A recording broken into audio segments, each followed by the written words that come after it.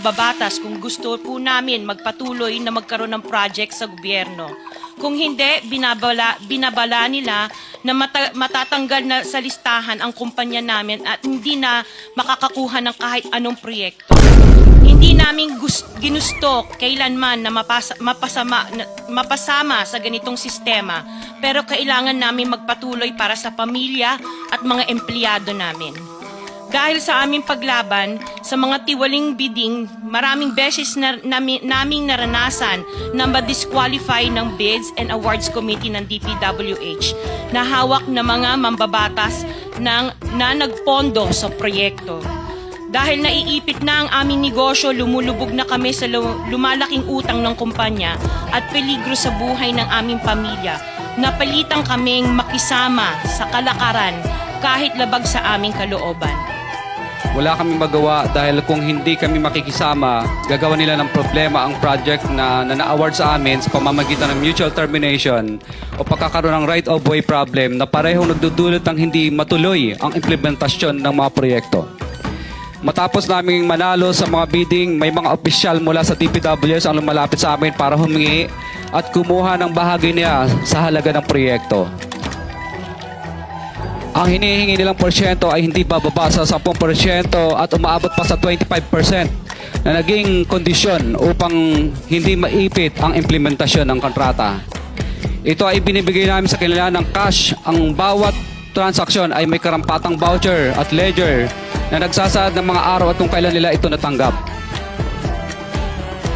Ilan sa kanila ay sina Terence Calatrava, former Undersecretary of Office of the Presidential Assistant of the Visayas of the Philippines, Kong Roman Romulo of Pasig City, Kong Jojo Ang of Uswag Ilonggo Party List, Congressman Patrick Michael Vargas of Quezon City, Kong Juan Carlos Arjo Aitayde of Quezon City, Nicanor Nicky Briones of Aga Party List, Congressman Marcelino Marcy Teodoro of Marikina, Congressman Florida Robes of San Jose del Monte, Bulacan, Congressman Leandro Jesus Madroño of Romblon, Congressman Benjamin Benji Agarao Jr., Congressman Florencio Gabriel Bemnoel of Anwaray Party List, Kong Leo de Ode Tariela of Occidental Mindoro, Congressman Reynan Arrogancia of Quezon Province, Kong Marvin Rillo of Quezon City, Kong Teodoro Haresco of Aklan, Kong Antonieta Yudela of Zamboanga, Sibugay, Kong Dean Asisio of Caloocan, Kong Marivic Pilar of Quezon City. 21. Mayroon ding mga kinatawa ng ilang politiko na nakikipagtakbo sa amin upang manghingi ng porsyento kapalit ng mga porsyento ng mga proyekto. Ang mga porsyentong ito ay 25% ay ipinipilit sa amin bilang karaniwang kalakaran na wala akong kakainang tanggihan. Ilan sa kanila ay sina Regional Director Eduardo Virgilio of DPWS Region 5, Director Ramon Ariola III of Unified Management UPMO, District Engineer Henry Alcantara, DPWS Bulacan First, Undersecretary Robert Bernardo, District Engineer Aristotle Ramos of DPWS Metro First, Pasig City, District Engineer Manny Bulusan of DPWS North, Manila Deo, District Engineer Edgardo C. Pingol of DPWS Bulacan Subdeo, District Engineer Michael Rosaria of DPWS Quezon Second Deo. Karamihan sa mga kawani ng DPWS na nabanggit sa itaas ay paulit-ulit na binabanggit ang delivery ng pera ay para sa kaisaldi ko na dapat at least 25%. Si Kong Marvin Rillo naman ay ilang beses na binabanggit ang pangalan ni Speaker Martin Romualdez bilang kanyang malapit na kaibigan. 25.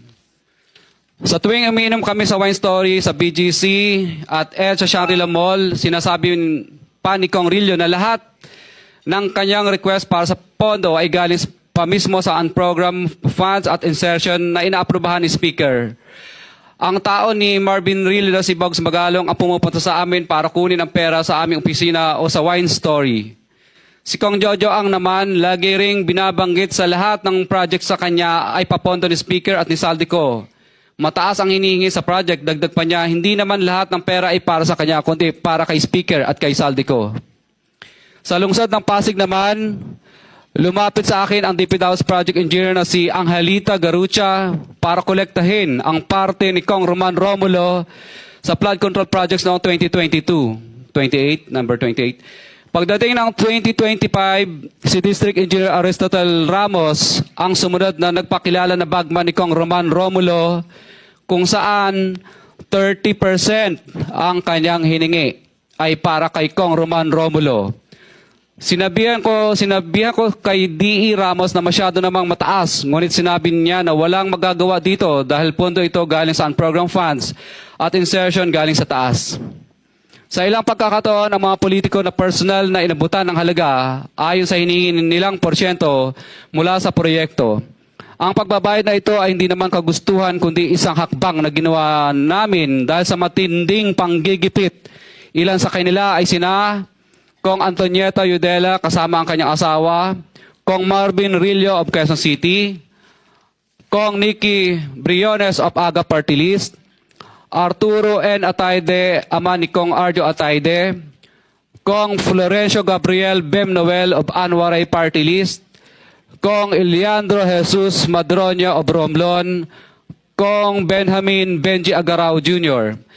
Bagamat naging matinding pagsubok ang kabawasan ng pondo na nakalaan sa proyekto, pilit at matapat naming sinusunod ang bawat espesifikasyon na nakasaad sa Program of Works na nakasaad sa proyekto ng DPWH.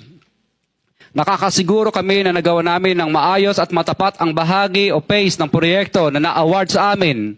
Sa katunayan, hindi kami mababayaran ng DPWH kung hindi ito dumaan at pumasa sa maraming material testing na naaayon sa design ng DPWH. Ina-assess at ini-inspect ng DPWH ang bawat proyekto base sa natapos na parte o accomplishment. Napilitan kami na i-absorb ang kabawasan na ito na nagdudulot ng maliit na kita o pagkalugi sa ilang projects. Para makabawi, dinadamihan na lang namin ang partisipasyon sa mga projects. Taliwas sa mga lumalabas na may mga impormasyon sa publiko, hindi kailanman kami gumawa ng ghost projects. At masugid kami nag-i-inspect sa lahat ng aming mga natapos na projects. Handa po kaming tumistigo ng walang pilit at kusang loob bilang state witness at sabihin ang lahat ng nangyayaring katiwalaan ng Kamara, DPWH at iba pang mga kawani ng gobyerno upang gawin ang tama. Kami ay lubos na humihingi ng tulong sa Senate Blue Ribbon Committee na pinamumunuan ng buting Chairman Senator Dante Marcoleta at kay President Bongbong Marcos para sa proteksyon at seguridad ng aming pamilya. Ang salaysay na ito ay kusang loob namin ginawa at walang sino mang pumilit na gawin ito. Sa katotohanan ng lahat ay nilagdaan namin ang salaysay na ito ng kusang loob at walang pumipilit. Sign, Pacifico of Vizcaya, nagsasalaysay. Notaryado po. For the record,